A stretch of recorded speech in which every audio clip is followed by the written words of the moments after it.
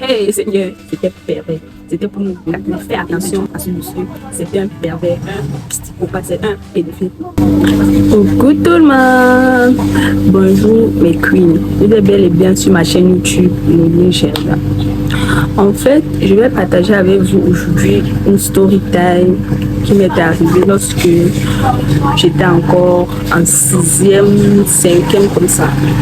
J'étais encore toute jeune, je venais d'arriver ici.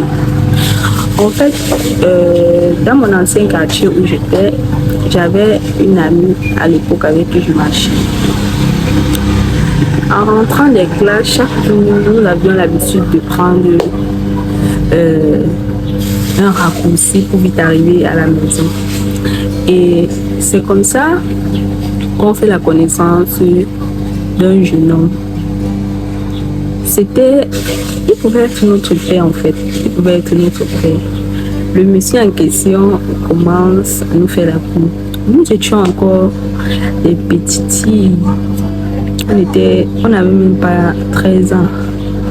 Mais nous étions très naïfs, on ne savait même pas ce que c'était.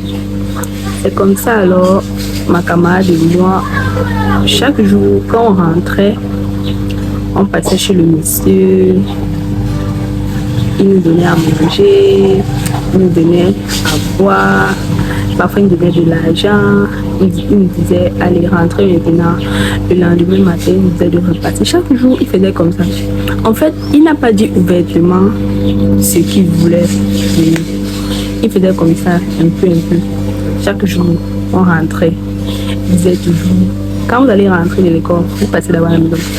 On passait chez lui, il ne nous a jamais touché, rien. On passait chez lui, il nous donnait l'argent. Quand on venait toujours, il s'arrangeait toujours à ce que les déjà fini de préparer. Donc ce qui faisait que quand on venait, on mangeait. À camarade de toi, est-ce qu'on savait quoi? On était des enfants, on était naïfs. Et le raccourci, en fait, c'était presque déjà à notre maison. Donc c'était pas loin de notre maison. Donc on ne savait même pas que c'était pas normal d'abord pour un monsieur comme lui de toujours coller sur des petites filles comme nous en fait. Chaque jour on rentrait de l'école, on s'arrêtait chez le monsieur. Chaque jour on rentrait de l'école, on s'arrêtait chez le monsieur. Chaque jour on rentre de l'école, on s'arrêtait chez le monsieur. Et puis maintenant, bon, moi je me suis dit, mais pourquoi chaque jour le monsieur là veut qu'on s'arrête? Je d'abord pensé à la sorcellerie. Après, je dis, ah non, c'est pas la sorcellerie. Peut-être il veut quelque chose. Mais il n'a jamais demandé directement. Et maintenant, lorsque j'ai commencé à avoir peur de lui, parce qu'à la base, je n'avais pas peur de lui, il faisait avec nous comme ses amis, mais ce qui n'était pas normal parce que nous étions des enfants et ce n'était pas notre clan, nous ne sommes pas censés être des amis. Maintenant, il me disait, par exemple, demain, il faut que toi tu viennes seul. Hein? Et moi, je dis, comment ça maintenant, il doit plus venir à ma copine. Et demain, en même temps aussi, il disait à ma copine que demain, il faut que toi tu viennes seul. En fait, lorsqu'il faisait ça, c'était maintenant pour... Maintenant, je dis à ma copine que il me dit qu'il faut que je commence à venir seule. Elle essaie de me dire que c'est la même chose qu'il lui a dit. Je dis que ça y est dit quoi. Notez qu'entre temps, on était en 6e. Pendant la première année de 6e, là, c'était toujours la même chose. Et déjà là, c'était déjà en 5e. C'est où maintenant, il a commencé à dire ça. Pas au début d'année de 5e, vers la fin d'année de la 5e, on partait déjà en 4e. C'est-à-dire que peut-être nous sommes bien grands, on va comprendre ce qu'il veut. Maintenant, j'ai trouvé ça bizarre parce que ce n'est pas normal. En fait, nous, on le prenait comme notre tonton. Un tonton du quartier qui nous aime bien et tout. On ne savait pas si c'était un pervers. Et Seigneur, quand je pense à ça, on ne savait pas si c'était un pervers. Il pouvait même nous violer comme ça s'il avait eu l'occasion. C'est lorsque ma camarade et moi on se rend compte, parce que fin 5e déjà, on partait en 4e, donc on était un peu réfléchi. C'est là on se rend compte que, mais pourquoi il veut qu'on vienne seul? Un jour, ma camarade me dit que, parce que ce jour, je ne suis pas partie à l'école, elle me dit qu'en rentrant, le monsieur l'a appelé, parce que le raccourci passait devant celle-là. Le monsieur l'a appelé. Elle a dit non, elle ne veut pas partir parce qu'elle a peur. C'est où maintenant, on avait aussi, moi, j'avais une amie avec qui j'ai fait le moyen de, et elle était super grande, donc elle pouvait même avoir 18 ans, elle était la plus vieille de notre salle de classe, qui était sa voisine. Elle s'appelait, je ne sais plus trop son nom, elle était la plus vieille de notre salle de classe, et c'était sa voisine. C'est elle, un jour, qui a attiré mon attention pour dire, le monsieur que vous partez chaque temps là-bas, il vous donne les biscuits, les bonbons pour manger là. Il n'est pas comme vous pensez, c'est un violeur. Hey Seigneur, quoi? C'est elle qui me dit ça. J'ai dit que maman, avant que je me dise même, j'avais déjà remarqué ça parce que il avait dit que je viens seule, bien que ma camarade vienne seule. Genre, chacun vient séparément et il ne faut pas qu'on soit ensemble parce que il sait que si nous sommes ensemble, l'autre va éveiller l'esprit de l'autre. Pourtant, si nous sommes seuls, il peut endormir l'esprit facilement. Et moi, toujours, il me disait que moi, c'était très sage parce que moi, je jouais pas avec lui en fait. Quand je dis je jouais pas avec lui, c'était genre, j'entrais pas dans son jeu. À un certain moment, j'ai compris que son jeu, c'était pervers. C'était pour nous gâter. Et nous étions très très jeunes. On n'avait même pas encore les signes, si je peux dire ça. On n'avait encore rien. On ne s'était même pas encore développé, rien de chez rien. Car imaginez-vous. Bon, après ça, le monsieur a constaté que nous étions devenus très très distants.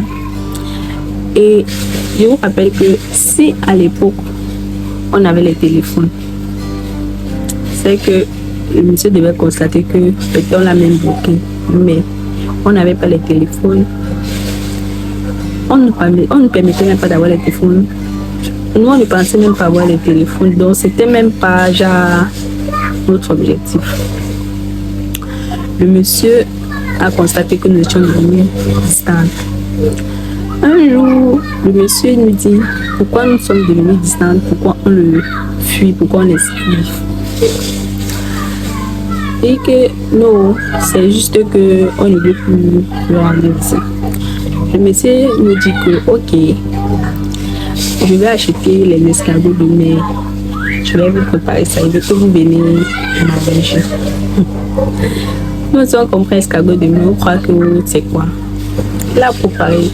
À propos de quoi nous sommes encore venus. Nous sommes encore venus. On a mangé, on a fait les jus, tout.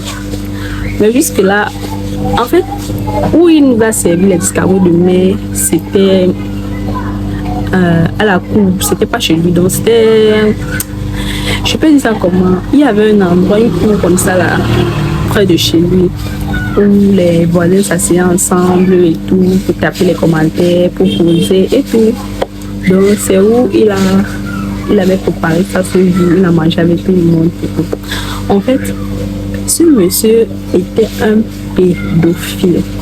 C'était un pédophile.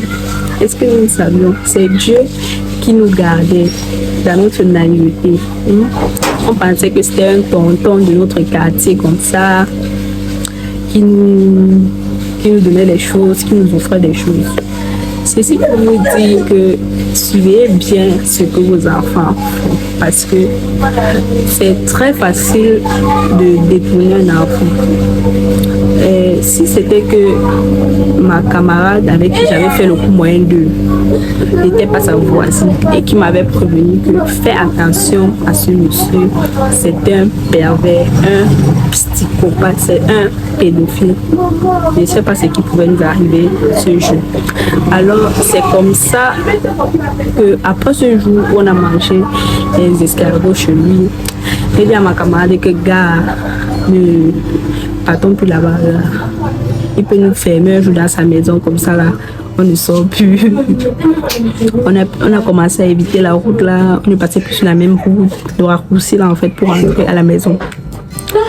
Et puis maintenant, quand je le croisais en route, quand il me parlait, je marchais seulement. C'est comme si c'était pas moi qu'on parlait.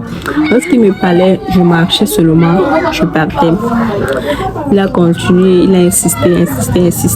Il a vu que ça ne peut plus donner car j'avais déjà compris son système. Et de ce fait, maintenant, lorsque mes autres camarades avec qui je n'étais pas trop proche empruntaient la route là et qui les abordaient, je les prévenais directement que gars, le monsieur là, non, faites très attention, c'est un pédophile. Il détournait les enfants. Lorsque le monsieur a remarqué que mes copines là, qu'il a aussi essayé, il n'avait plus son temps, il a su que je les avais prévenus. C'est où il commence à me menacer.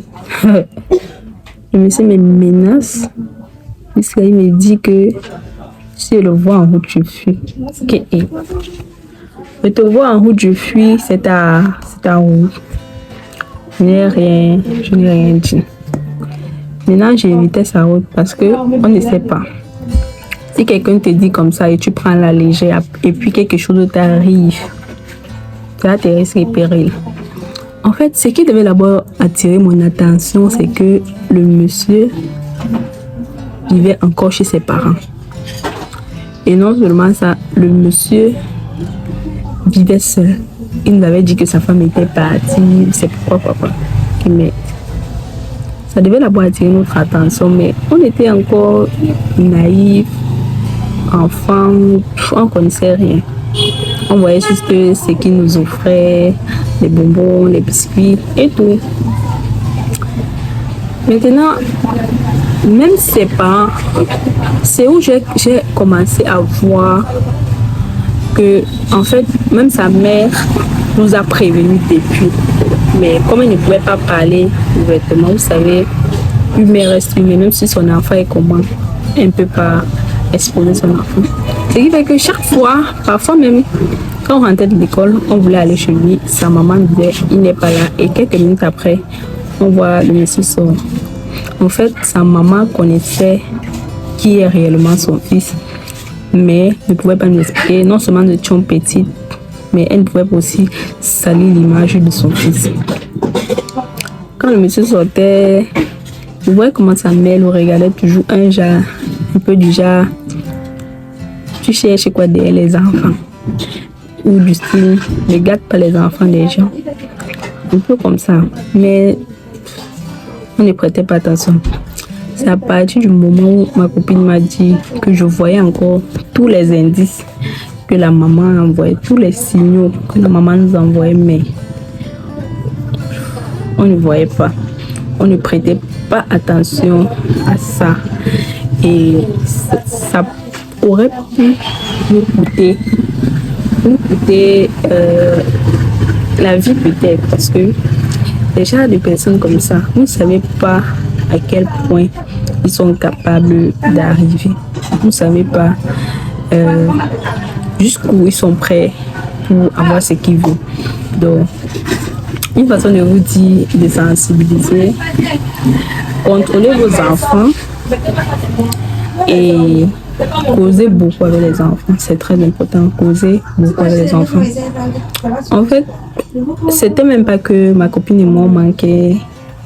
C'était que, en fait, c'était un manipulateur. Du genre, quand tu es avec lui, tu t'en rends même pas compte que ce n'est pas normal d'être avec lui. Non, c'était pas du tout normal. Mais comme, je sais pas comment il faisait ça, c'était les remèdes, moi je sais pas. Quand on était avec lui, on n'avait pas d'arrêt-pensée. Contrairement à lui, on n'avait pas d'arrière-pensée et on ne pouvait même pas s'imaginer. Aujourd'hui, quelques années après, j'ai revu le monsieur. J'ai revu le monsieur. Ça fait pas de cela très longtemps. Je pensais même qu'il allait m'oublier. Hein. Mais il m'a pas oublié. Il m'a bien remarqué.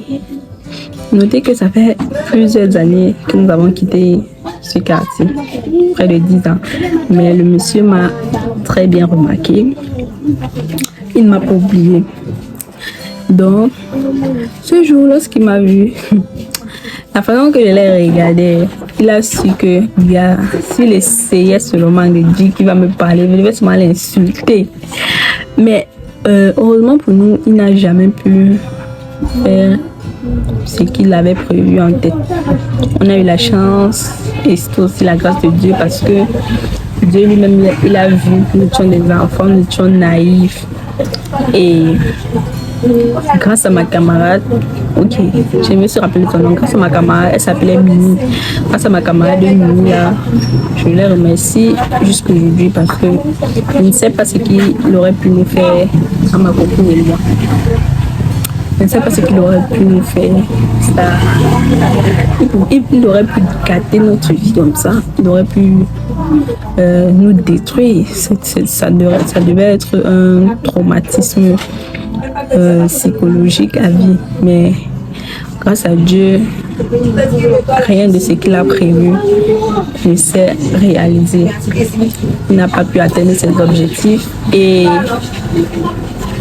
jusqu'aujourd'hui, comme je disais, je l'ai revu dernièrement, j'ai constaté qu'il était toujours dans leur maison familiale. Il n'a pas quitté la maison. En fait, lorsque je repense à ça, je me dis peut-être c'était un malade mental. Donc peut-être qu'il avait un trouble, je sais pas. Parce que je ne comprends pas. Comment se fait-il que tu es attiré par les enfants? C'est une maladie. Pour moi, c'est la maladie. Être pédophile, là, c'est une maladie. Hein. C'est une maladie pour moi. Et comme il n'a pas atteint son objectif, ma copine et moi, on a coupé les ponts, on lui passait plus le bas. Après ça, c'est maintenant ce qu'il avait mis à jour là sur moi. Lui-même, il a vu que c'est plutôt lui, c'est plutôt moi-même qui devais le menacer. Pour tentative peut-être de viol sur nous-mêmes. Ou bien pour détournement de mineurs. Lui-même, il a commencé à partir de côté. Il s'est un peu temporisé. Il a même encore voulu nous flatter avec les friandises et tout. Gars, nous on avait déjà compris que là-bas, c'est le feu. Et qu'on doit faire très attention. Je me dis que peut-être juste aujourd'hui, c'est qui est sûr, il a eu à détourner d'autres enfants. Soit avant nous, soit après nous. Parce que ce genre de personnes ne peut pas s'arrêter comme ça. Donc c'est une maladie, comme je dis, c'est une maladie. Il ne peut pas s'empêcher. C'est qui est sûr, il a eu à... C'est même un jour le gars. C'est qui est sûr, il a eu à détourner. Il a eu à détourner d'autres enfants. Mais ma camarade et moi là, il n'a pas pu. Il n'a pas pu. Parce que c'était le bon Dieu. Parce que on a été prévenus et on était éveillés un peu. On s'est éveillés. On a compris que à un niveau, on a compris que ce n'était pas normal. Et sa manipulation ne marchait plus. Donc, on était obligé de savoir. Alors, comme je disais, s'il vous plaît, les parents, les mamans surtout, causez beaucoup avec vos enfants. Conseillez vos enfants, surtout les filles. Parce que les filles sont très susceptibles. C'est facile de détourner une fille. Donc c'est très facile. Faites très attention. Causez beaucoup avec les enfants. Beaucoup. Aujourd'hui, c'était une occasion pour moi de partager ce petit bout de mon vécu, de mon expérience. Si cela a été édifiant pour toi qui m'as regardé ou pour vous, n'hésitez pas à me dire en commentaire, à aimer la vidéo, à partager pour informer d'autres personnes, pour aider aussi d'autres personnes, d'autres mamans qui peuvent se retrouver dans le même cas et sans savoir que les enfants sont dans le même cas et causer. Parce que ce que vous ne savez pas, c'est qu'il y a des gens comme ça partout. Ça ne peut pas manquer. Il y a des gens comme ça partout et vous devez faire très attention. Causer avec vos enfants. Parfois, c'est pas que vous ne donnez pas des choses à vos enfants, mais c'est que ces gens sont des manipulateurs. Ce sont des psychopathes, ils sont manipulateurs, ils manipulent vos enfants. Et vos enfants comprennent à eux, genre, vos enfants font ce qu'ils disent. Vos enfants les écoutent même par rapport à vous. Donc, causez beaucoup avec vos enfants et tout. Donc, si tu as aimé la vidéo, lâche-moi un pouce bleu, partage, commente et surtout abonne-toi. Bisous et à la prochaine vidéo.